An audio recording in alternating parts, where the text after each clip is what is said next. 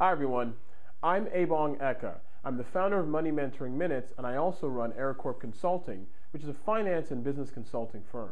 Well, I recently saw a question about corporate business attire and whether or not business attire is outdated. Well, one thing to remember is historically, business attire used to be a full suit and tie. And if you watch TV shows like Mad Men, you see that that was actually the norm.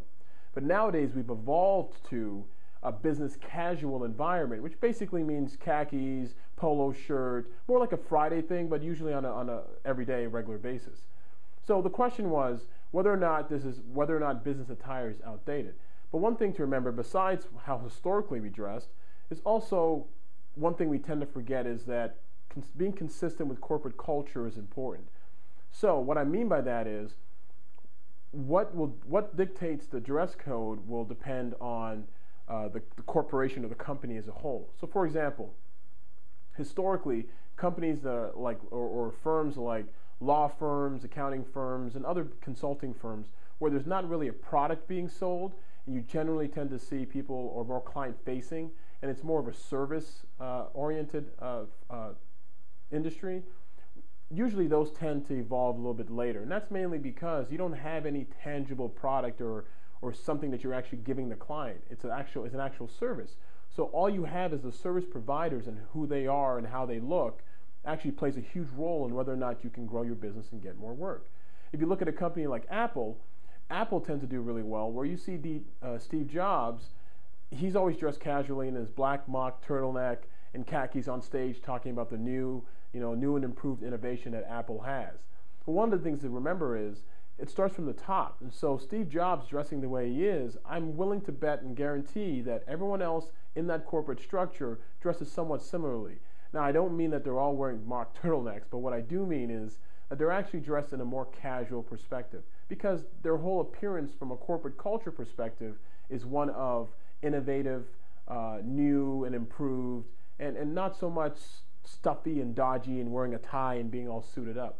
So very similar to in the 2000s or late 1999s when we had the huge tech internet boom. Everybody was wearing shorts and flip-flops and Tevas and Birkenstocks, and everyone had ping pong tables in their offices, and it's more of a laid-back casual culture.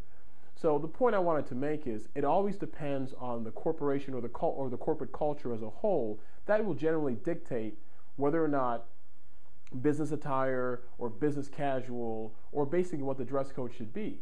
So because what you don't want to have happening is or be inconsistent in a corporate culture perspective. Well, look at it this way.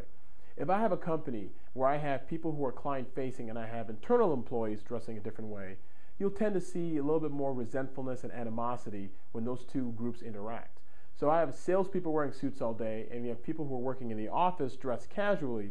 The suit people coming back will think, hey, why I'm working so hard, I'm on the road, I'm making money for the company, yet I see these people in here looking all lazy and hanging out and wearing flip-flops. And then the converse tends to happen as well. So those are things that I've noticed in my experiences of consulting with clients and helping from an HR perspective, or also helping from a business consulting perspective. So in a nutshell, what you have to remember is you are an extension of the company regardless of where you are. And if you are a small business owner, establishing the corporate culture and dress code is very important. And if you're a person looking for a job, it's also important that you realize the corporate culture that you may be entering into. If you're not comfortable wearing a suit and tie, maybe that company may not be right for you. And if you're not comfortable wearing rip-torn shorts and flip-flops and Tevas or Birkenstocks and hanging out drinking lattes all day, then that may not be a good fit for you as well.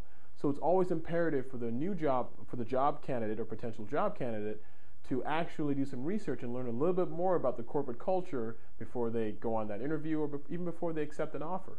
And if you're a small business owner, you also have to remember to be very, very consistent with your employees, your clients, as well as any other potential clients or employees that may come into your business, and make sure that they understand what your corporate culture is about.